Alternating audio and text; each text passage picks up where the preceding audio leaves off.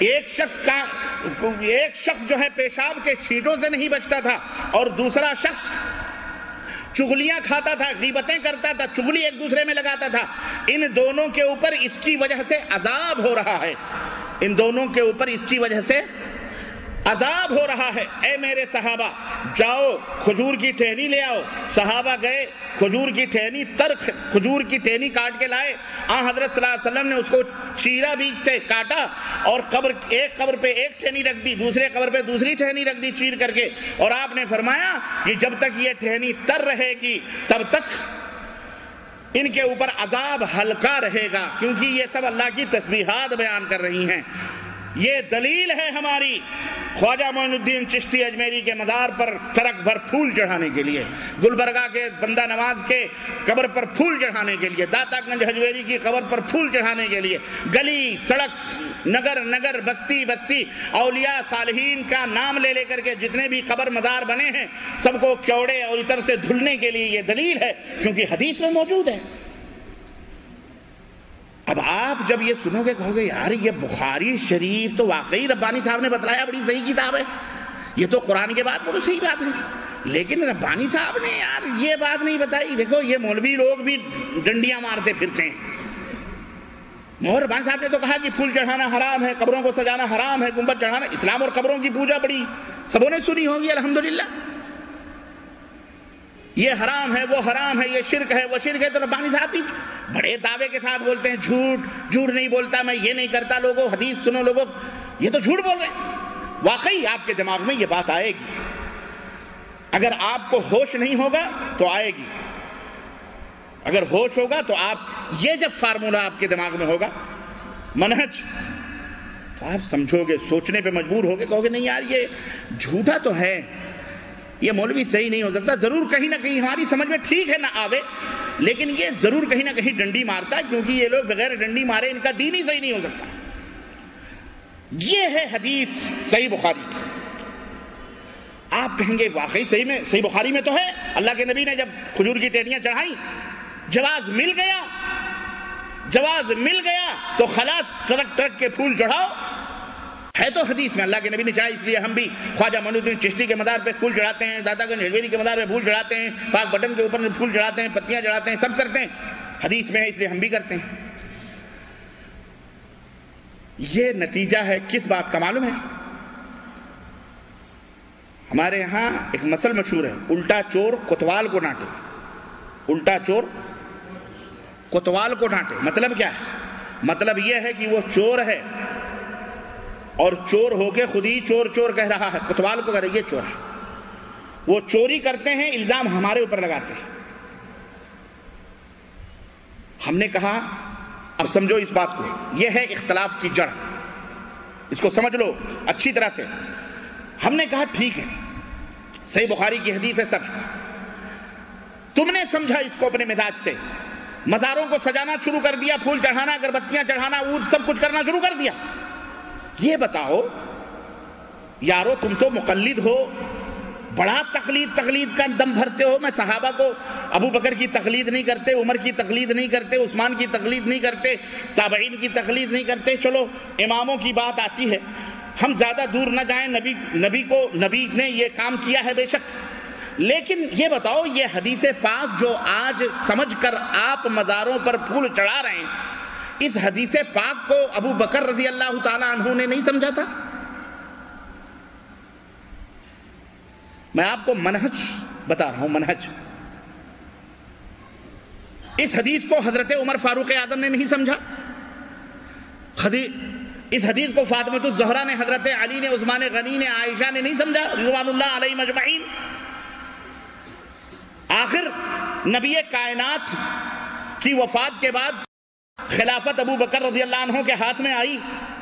آپ حضرت ابو بکر رضی اللہ تعالیٰ عنہ نے کتنے مرتبہ نبی صلی اللہ علیہ وسلم کے مزار پہ پھول چڑھایا حضرت ابو بکر نے، حضرت عمر نے حضرت ابو بکر کی قبر پر پھول چڑھایا ہے، حضرت عمر کی قبر پر حضرت عثمان نے پھول چڑھایا، حضرت عثمان کی قبر پر حضرت علی نے پھول چڑھایا.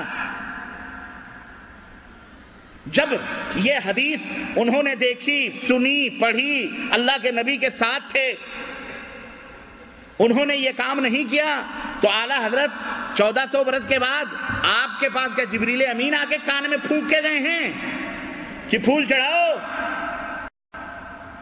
مزار کو سجاؤ، درگاہوں پہ عود اگربتی کرو؟ یہ کس نے بتایا آپ کو؟ گمراہی کا سبب میں سمجھا رہا ہوں، بدعت یہاں جنم لیتی ہے، بدعت نے یہاں جنم لیا۔ ہم کہتے ہیں یہ بدعت ہے، یہ گمراہی ہے، یہ ضلالت ہے۔ کیوں؟ اس لیے کہ قرآن و حدیث کو ہم اپنے مزاج سے نہیں سمجھتے، ہم اس طرح سمجھتے ہیں جس طرح ابو بکر نے سمجھا ہے، عمر نے سمجھا ہے، عثمان نے، صحابہ نے سمجھا ہے، تابعین نے سمجھا ہے، ائمہ نے سمجھا۔ اور قریب کروں امام ابو حنیفہ رحمۃ اللہ علیہ امام ہے نا، اور یہ جتنے مزاری قبوری ہیں سب وہی ہیں۔ یا تو ساؤتھ میں نکل جاؤ کوکن کے علاقے میں تو شافعی ملیں گے آپ کو، نہیں تو آپ کو ادھر پورا بامبے سے لے کر اور پاکستان اور یہ پورا بنگلہ دیش شفافے کم ہیں، زیادہ تر معذرت کے ساتھ اپنے آپ کو حنفی کہتے ہیں۔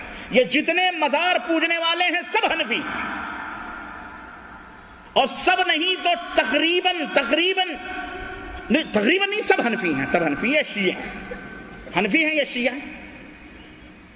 جتنے مزار پوجنے والے اور جتنے عود اگربتی کرنے والے اور جتنے پھول پتیاں عرس اور میلے انگڑے بھنگڑے قوالی شوالی گانے والے سب حنفی، اور جتنے نیاز فاتحہ ڈینگے میلاد اور تیجا دوئم سوئم چہل سب حنفی۔ افسوس اس بات کا ہے، میٹھا میٹھا حق میں پوچھنا چاہتا ہوں، بتاؤ امام ابو حنیفہ رحمت اللہ علیہ نے اپنے استاد کی قبر پر پھول چڑھائے؟ امام ابو حنیفہ رحمت اللہ علیہ نے حضرت محمد الرسول اللہ صلی اللہ علیہ وسلم کی قبر پر پھول چڑھائے؟ اور تو اور ہے، امام اہل السنہ امام ابو حنیفہ رحمت اللہ علیہ نے ان کے شاگردوں امام محمد نے، امام یوسف نے، انہوں نے اپنے استاد کی قبر پر پھول چڑھائے۔ یہ سارے وہابی تھے؟ بولو، وہابی تھے؟ رہے ہوں گے۔ وہابی جو نہیں ہوتا ہے وہ لہابی ہوتا ہے، یاد رکھو۔ وہاب اللہ کا نام ہے۔ کس کا نام ہے؟ کہہ لو ہم وہابی نہیں، اللہ والے نہیں ہیں۔ آپ اللہ والے نہیں ہو تو کس کے والے ہو؟ شیطان والے ہو۔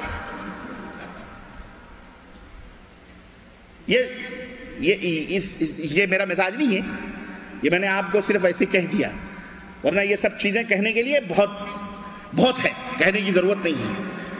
سمجھ میں بات آئی کہ نہیں آئی؟ اب سمجھ گئے آپ اپنے منمانی کون کرتا ہے؟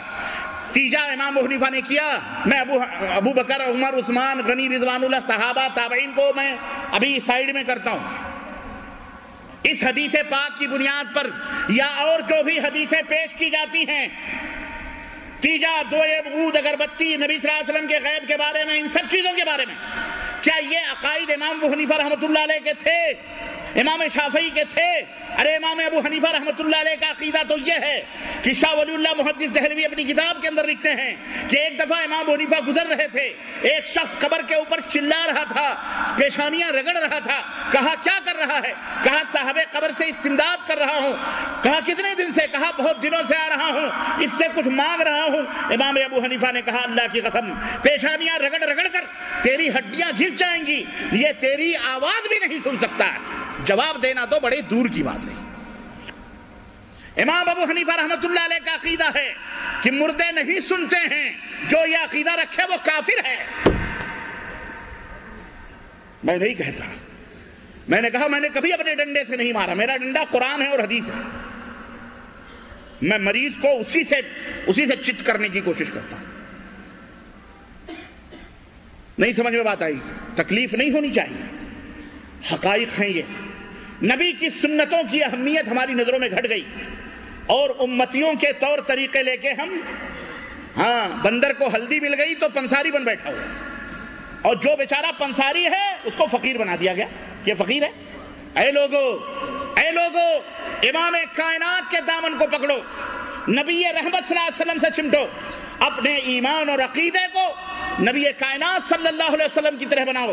جاؤ کسی مولوی سے پوچھو کہ آج جو کچھ بھی ہو رہا ہے نبی نے تو نہیں کیا، صحابہ نے تو نہیں کیا، تابعین نے تو نہیں کیا، بتاؤ ائمہ رحمہم اللہ نے کیا ہے تو بھی ایک دلیل دے دو، ایک ثبوت دے دو، ایک ثبوت کہ امام ابو حنیفہ رحمۃ اللہ علیہ نے مزاروں پر قبے بنوائے، امام ابو حنیفہ نے مراقبے کیے، امام ابو حنیفہ نے مزاروں پہ چادریں چڑھائیں، اگربتیاں سلگائیں، سوئم دوئم کیے، بھنگڑے قوالیاں گوائیں۔ امام ابو حنیفہ کا یہ عقیدہ تھا، جاؤ بتاؤ کہ اللہ کے نبی کے پاس پہنچ کر سلام کرو تو اللہ کے نبی سنتے ہیں، جواب دیتے ہیں، قبر پھاڑ کر ہاتھ نکال کر مصافحہ بھی کرتے ہیں۔ یہ تھا امام ابو حنیفہ کا عقیدہ۔ یہ سارے اپنے آپ کو، معذرت کے ساتھ میرے حنفی بھائیوں، معذرت کے ساتھ یہ جرم ہے، یہ غلطی ہے، اس کو تسلیم کرو، اس کو مانو، ورنہ لات مارو ان عقیدوں کو، چھوڑ دو ان عقیدوں کو۔ کیوں؟ یہ عقیدے کتاب و سنت کے عقیدے نہیں ہیں، یہ باطل ہیں، باطل ہیں، باطل ہیں، یہ جھوٹ ہیں، یہ تمہیں جہنم میں لے جانے والے ہیں۔ باورچی دیگ کے پورے چاول کو نہیں ٹٹولتا، ایک دو چاول میری مائیں بہن ڈال کر یا چمچ سے نکال کر دیکھتی ہیں، ایک دو چاول پک گئے خلاص فیصلہ کر لیتی ہیں کہ پوری ہنڈی پک گئی ہے۔ ایک شخص اگر تمہارے محلے کا چوری میں پکڑا گیا یا کسی کی بہو بیٹیوں پہ غلط نظر اٹھاتے ہوئے دیکھا گیا، آئندہ تم اسے اپنے دروازے پر بیٹھنا کیا، گزرے تو شک کی نظروں سے دیکھو، پانی پوچھنا تو بڑی دور کی بات رہی، اسے کرسی اور چارپائی پیش کرنا تو بڑی دور کی بات رہی۔ اے مسلمانوں، کیا تم نے شرک کو زنا سے بھی کمتر سمجھ رکھا ہے؟ ہم کتنے بے غیرت ہو چکے ہیں، رب کی قسم، دین نہ اللہ کی توحید کا مذاق اڑایا جائے، نبی کی سنتوں کا تمسخر اڑایا جائے، بدعات کے رسیا بنے جائیں، بدعات کو فروغ دیا جائے، ہم پھر بھی ان کے لیے ہمارے کانوں پہ جوں نہ رہ گئے، اور ہم یہ بھی نہ کہیں کچھ نہیں تو کم از کم روک بھی نہیں سکتے، حق بات بتلا بھی نہیں سکتے، کہاں ہماری مت ماری گئی۔ اور یاد رکھو، یہودیوں نے اسلام کو نہیں بگاڑا، نصارہ نے نہیں بگاڑا۔ آپ کہو گے کل آپ نے کہا تھا یہودیوں نے بگاڑا، لیکن نہیں، یہودیوں کی تلوار سے ہم اتنا نہیں کٹے ہیں، نصرانیوں کی تلوار سے اسلام نہیں مٹا ہے، بلکہ انہوں نے اسلام کا لبادہ پہن کر مسلمانوں نے اسلام کو مٹایا ہے، مسلمانوں نے اسلام کو کاٹا ہے، مسلمانوں کی تلوار اسلام کے گردن پہ چلی ہے، مسلمان بن کر کے ہماری صفوں میں یہ تمام بدعقیدگیوں کو، شرکیات کو، بدعات کو دھکیلا گیا ہے، اور سادے سودے لوگوں کو، ارے ہم تو 1400 برس ہو رہے ہیں یارو، نبی کو گزرے ہوئے ابھی 30 برس بھی نہیں ہوئے تھے۔ حضرت عثمان غنی رضی اللہ تعالی عنہ کو کس نے شہید کیا؟ یہودیوں نے نہیں، نصرانیوں نے نہیں، کلمہ پڑھنے والے، مسجد نبوی میں امامت کرانے والے، اذان کہنے والے، پانچوں وقت پڑھنے والے، ان کی تلوار سے حضرت عثمان غنی شہید ہوئے۔ صحابہ موجود ہیں، صحابہ موجود ہیں، ان کی تلوار سے۔ حضرت عثمان غنی کو کس نے شہید کیا؟ حضرت علی ابن ابی طالب کو کس نے شہید کیا؟ حضرات حسنین کو کس نے شہید کیا؟ کس نے مٹایا گلشن نبوت کو؟ کس نے؟ انہی کلمہ پڑھنے والے، بولو بولو، یہودی، نصرانی۔ آج بھی ہمارا اسلام، اللہ کی توحید، نبی کی سنت رسوا ہے، ذلیل ہے، لوگ نفرت کرتے ہیں، لوگ ایسے سنتوں پہ عمل کرنے والوں کو ذلیل سمجھتے ہیں۔ بعض تو سیاسی مدبرین ہیں بیچارے، لوٹے، ان کو کیا کہا جائے؟ مسلمان ہیں، لوٹے، وہ تو کہتے نہیں یہ باتیں مت کرو، امت میں انتشار پیدا ہوگا، اتحاد کی باتیں کرو۔ کس کی باتیں کرو؟ ہاں، کیوں؟ ان کو تو اپنے ووٹ کی پڑی نا، غریبوں کو، ان کو تو کرسی نظر آ رہی ہے بیچاروں، حکومت، اور دعویٰ کیا ہے؟ حکومت الہیہ کا قیام ہوگا۔ ہم نے کہا کون سا اسلام لاؤ گے بھائی؟ پٹھان کوٹ والا اسلام؟ کون سا اسلام لاؤ گے؟ کرسی پر کس اسلام کو بٹھاؤ گے؟ عورتوں کے نازک ہاتھوں پہ بیعت کرنے والوں،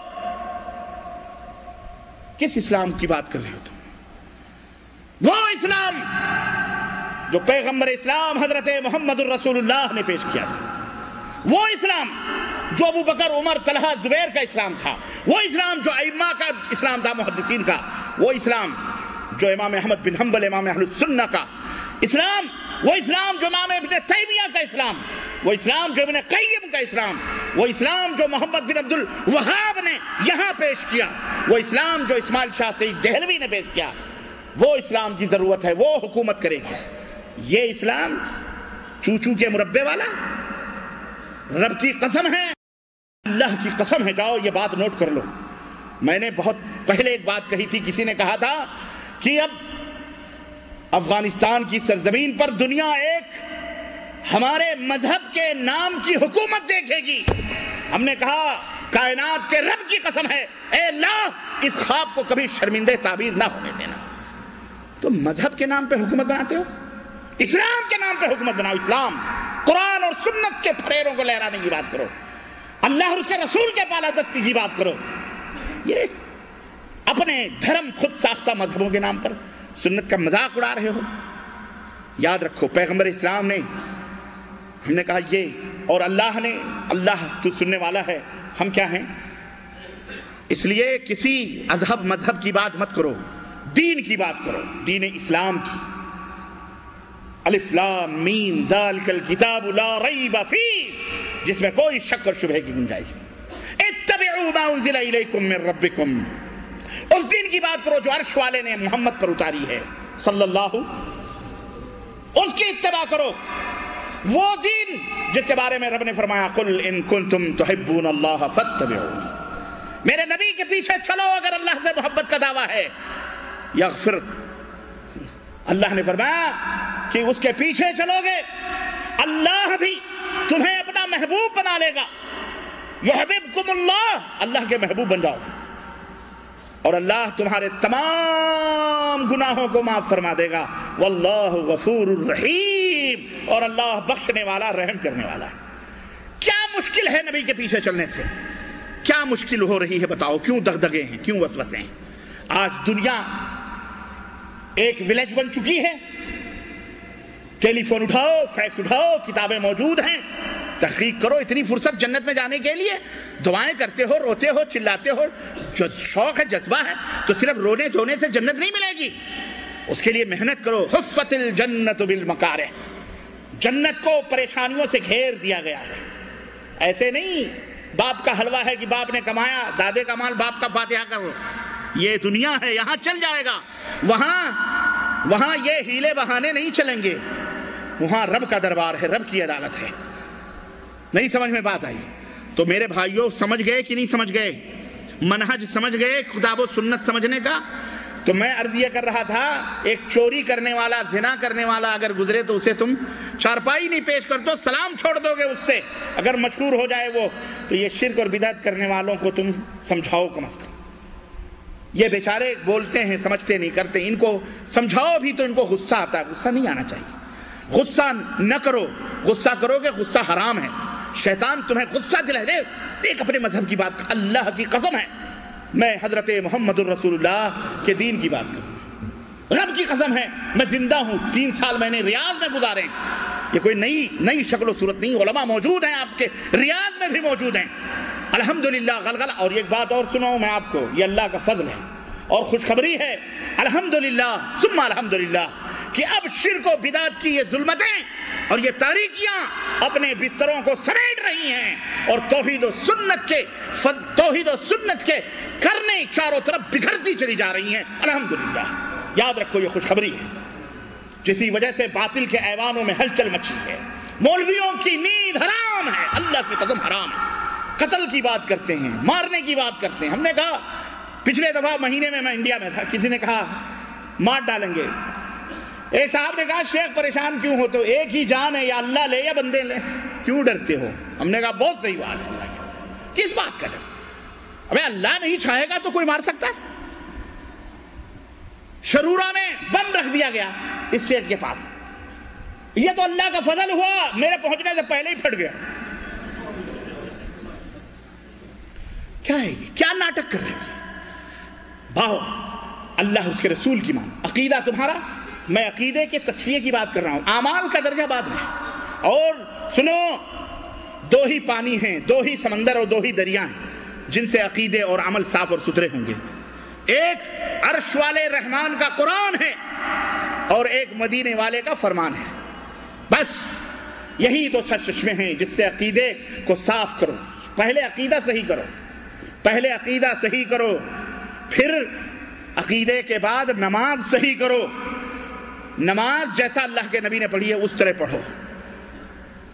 اماں ابا جیسے پڑھتے ہیں اگر وہ نبی کے سنت کے مطابق ہے تو ٹھیک ہے، نہیں ہے تو ورحالنگ کرو. جیسے سال بھر میں فحص کراتے ہو گاڑیوں کو جب اسٹیکر ملتا ہے، کیوں کہیں کوئی گڑبڑی ہوگی. تو ایسے ہی حدیث میں جیسا اللہ کے نبی نے پڑھی ہے اس طرح پڑھو، کسی کا بتایا ہوا طریقہ نہیں. محمد الرسول اللہ صلی اللہ علیہ وسلم. تمام ائمہ رحمہ اللہ اہل سنت یہی تھے. میرے عزیزو، بدعات یہ اسلام کے اندر مردود ہے. من احدث فی امرنا ما ھذا ما لیس منہ فہو رد. میں تفصیلات میں نہیں جانا چاہ رہا، کیوں؟ وقت نہیں ہے. منہج میں نے آپ کو بتلا دیا. توحید و سنت یہ جنت کی ضمانت ہے اور شرک و بدعت یہ جہنم کی ضمانت ہے. اس لیے شرک و بدعت چھوڑو. ہر وہ کام جو تقرب اللہ کے لیے ثواب کی نیت سے کیا جائے اسے کیا کہا جائے گا؟ بدعت. یاد رکھو اس کو. ورنہ ہمارے یہاں ایک مفتی صاحب مر گئے، فقیہ ملت کے نام سے یاد تھے، ہمارے استاد تھے. حمام میں بھی ٹوپی لگائے بغیر نہیں جاتے تھے. اور آج بھی بہت سارے لوگوں کو مسئلے بتائے جاتے ہیں. ہمیں ایک صاحب بتانے کے شیخ میں نے کہا ہو گیا حمام گیا تو میرے سر پہ ایک آدمی نے ٹوپی رکھ لی. ہم نے کہا ان کو شیطان نے ٹوپیاں ہی پہنائی ہوئی ہیں بس، اور کیا ہے. یہ ٹوپی پہن کے چائنا بھی کہہ رہا چل بیٹا تو ہم تو ہیں نا سپلائی کرنے والے علم گلم. مجھے صاحب نے بتایا کہ شیخ پہلے ایک کیلکولیٹر آیا تھا، وہ ٹک ٹک ٹک ٹک ٹک ٹک والا تسبیح کی وجہ وہ کیلکولیٹر. ابھی تو ایک ایسا کیلکولیٹر بڑا مطلب وہ لیٹسٹ، وہ کیا بولتے ہیں لیٹسٹ آیا. اچھا اس کی کیا خوبی انہوں نے بتلائی پتہ نہیں. کہنے لگے وہ ایسا آیا ہے کہ وہ پتہ نہیں اس میں کچھ آواز آتی ہے اور میوزک جیسی آواز آتی ہے. میں نے کہا یہ تو بہت اچھی بات ہے. پھر تو آم کے آم گٹھلیوں کے دام، مزے بھی لو. پڑھیے نماز تو وضو گنگو جمن سے ہو، راضی رہے خدا تو برہمن کو غم نہ ہو. ایک پتھر سے دو شکار ہو رہے ہیں. کیونکہ بھئی یہ حال آتا ہے، یہ وجد میوزک ضروری ہے نا. میوزک زین العابدین صاحب 26ویں پیڑھی یا 25ویں پیڑھی کے خواجہ معین الدین چشتی اجمیری کے خاندان کے دیوان ہیں. خواجہ غریب نواز کی درگاہ کے. آج سے کوئی 5-6 سال پہلے BBC لندن ایک ممتا نام کی عورت نے انٹرویو لیا تھا اور میری کسی کیسٹ میں وہ انٹرویو اس کی آواز کے ساتھ میں نے ڈبنگ کر دی ہے اور ہے کہیں کسی کیسٹ میں، مجھے اس کا نام نہیں معلوم ہے لیکن کسی کیسٹ میں ہے وہ. ان سے اس نے پوچھا کہ آخر یہ مشہور ہے کہ خواجہ صاحب یہاں جب اپستھت ہوئے راجستھان کی دھرتی پر تو آخر کیسے اسلام کو انہوں نے پھیلایا، کیا ہوا؟ تو وہ کہتا ہے جب خواجہ صاحب آئے تو یہاں بہت سارے سادھوؤں کے مندر. ہاں نہیں اس نے سوال کیا کہ اسلام دھرم میں تو میوزک اور یہ ڈھول اور تاجے یہ بجانے گجانے یہ تو جائز نہیں ہے، تو پھر یہ آپ کے مزار پر خواجہ صاحب کے یہ کیوں گانے بجانے ہوتے ہیں اور کیوں یہاں قوالیوں کے ٹولیاں آپ نے کبھی دیکھا ہے؟ ہم تو گئے بھی ہیں جناب عالی. ایک ٹولی جاتی ہے، دوسری آتی ہے، 4 ٹولیاں بیٹھی رہتی ہیں. وہ نذرانے عقیدت پیش کرنے جاتے ہیں. اور ٹرینوں میں تو باقاعدے اللہ کی قسم بتلا رہا ہوں، اللہ کے گھر میں ہمارے محلے میں ایک رہتا تھا، عبد الباری نام تھا اس کا. وہ بیچارہ وہ تھا بیچ والا تھا. نہیں سمجھے بیچ والا؟ ہاں سمجھے، ماشاءاللہ سمجھدار لوگ. بیچ والا تھا، عید بقرعید کی نماز بھی پڑھتا تھا وہ، اور وہ اس کا پوری ٹولی تھی پیچھے، وہ رہتا تھا. بہرحال ایک دفعہ ایسی تھا تو ہم نے پوچھا اس کے، میں نے کہا باری بھائی یار یہ آپ لوگ بڑا اہتمام کر رہے ہو رجب کے مہینے میں. بولے خواجہ صاحب کے یہاں جانا ہے. تو ہم نے کہا خواجہ صاحب کے یہاں سے تم سے کیا نسبت بھائی؟ نہیں تم لوگ یار وہ گا بجا کر کے اپنا مانگنے کھانے والے غلط کام کرتے، پتہ نہیں اللہ بہتر جانے.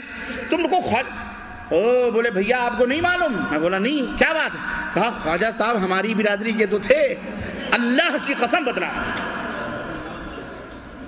اور آپ جا کے دیکھو، کہتا اس نے بتلایا ہمارا عالمی اجتماع ہوتا ہے، خواجہ صاحب کے مزار پر سالانہ اجتماع ہوتا ہے. اگر وہاں ہماری برادری کا کوئی نہ پہنچا ہم اسے اپنی برادری سے باہر کر دیتے ہیں. اور گورنمنٹ بھی مجبور ہے ان کو پہنچانے کے لیے، کیونکہ وہ ٹکٹ لیتے نہیں. وہ ٹی ٹی پوچھتا ہے تو پوچھتے ہیں عورت کا ڈبہ ادھر ہے، مرد کا ڈبہ ادھر ہے، ہمارا ڈبہ کدھر ہے؟ کہاں ہم لوگ جاتے ہیں گاتے بجاتے نکل جاتے ہیں خواجہ صاحب کے دربار میں، ناچتے گاچتے، اپنا چھڑی جاتی ہے اور وہ چھڑی دلی جاتی ہے، خواجہ نظام الدین اولیاء کے مزار پہ آج بھی رکھی جاتی ہے، پھر وہاں سے وہ چھڑی باقاعدہ اجتماع دلی میں ہوتا ہے لال قلعہ کے قریب وہ گراؤنڈ میں، اور پھر وہاں سے بھی وہ چھڑی چلتی ہے تو پھر وہاں جاتی ہے، معلوم ہے آپ کو وہاں جہاں نہیں وہ ارے کہاں کلیئر شریف جن کی شادی ہوئی خواجہ فرید الدین خواجہ فرید الدین گنج شکر کی بیٹی، انہوں نے ان کے اوپر کلیئر شریف والے بابا پر شادی کر دی۔ اب ان کی شادی ہوئی، تذکرہ خلیل کے اندر موجود ہے، کتاب میرے پاس موجود ہے اور ہندوستان پاکستان میں ملتی ہے کہ جب وہ شادی کی پہلی رات اندر گئے تو دیکھا سجی سنوری کوئی بیٹی، کہا کون ہو؟ کہا میں آپ کی بیوی ہوں۔ کہا اعوذ باللہ، اللہ کی بھی بیوی ہوتی ہے؟ استغفر اللہ۔ اور کہا ایک جلالی نظر ڈالی، بھسم ہو گئی۔ خواجہ فرید الدین گنج شکر کی بیٹی انگار ہو گئی۔ یہ جلالی نظریں ہیں بھائی، اللہ کے نبی صحابہ کی وہ قوت حاصل نہیں تھی جو ہمارے انڈین، ہم اسی لیے کہتے ہیں خدا محفوظ رکھے ہر بلا سے، خصوصاً اس قسم کے اولیاء سے۔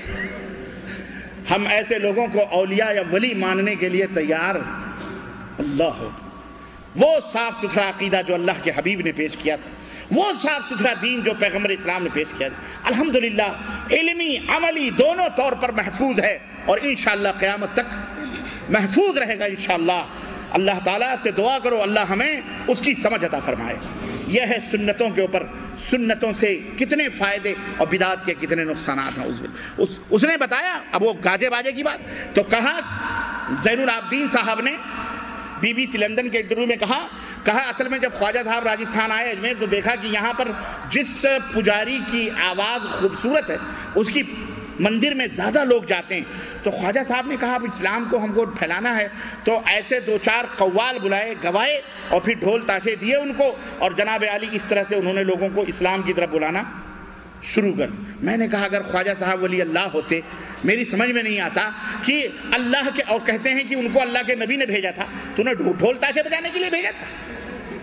اللہ کے نبی کی حدیث صحیح فرماتے ہیں بعثت لأکسر المزامیر، مجھے اس لیے بھیجا گیا ہے تاکہ گانے بجانے کی چیزوں کو میں توڑ دوں، مٹا دوں، اور ان کے ماننے والے ان کی وہ ڈھول تاشے بجوا کر دین پھیلا رہے ہیں۔ یہ کون سا اسلام ہے کہ ڈھول تاشے بجوا کر اسلام کو پھیلایا گیا ہے دین کے اندر؟ اللہ اللہ، کہاں موڑا جا رہا ہے؟ اسی لیے اب بلیک ہاؤس میں بھی قراردادیں پاس ہو رہی ہیں کہ یہ جو قرآن و سنت کی بات کرنے والے بڑے بنیاد پرست لوگ ہیں، بڑے سخت اور کٹر لوگ ہیں، یہ ان کو وہابی کہا جاتا ہے، یہ ٹیررسٹ ہیں، یہی دہشت گرد ہیں، اور یار لوگوں نے بھی رپٹیں لکھوائی ہوئی ہیں، واللہ بتلا رہا ہوں۔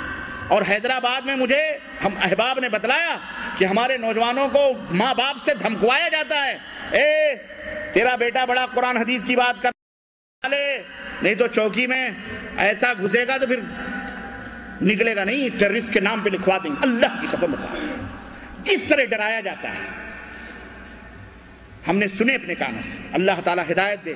اے لوگو نجات چاہتے ہو، اے لوگو دنیا آخرت کی کامیابی چاہتے ہو، اے لوگو گناہوں سے چھٹکارا چاہتے ہو، اے لوگو محمد الرسول اللہ صلی اللہ علیہ وسلم کے دامنوں سے چمٹو، اللہ کی قسم دنیا بھی بن جائے گی، سمر جائے گی، آخرت بھی سمر جائے گی۔ یہی میرا پیغام ہے، یہی میری آواز ہے۔ اللہ تعالیٰ سے دعا ہے اے اللہ ہمیں اور اللہ اپنے نبی کی امت کو سب کو اپنے پیارے نبی صلی اللہ علیہ وسلم کی سنتوں پر عملاً قولاً فعلاً عقیدتاً اعمالاً ہر اعتبار سے اللہ متبع اور پیروکار بنا دے مولا۔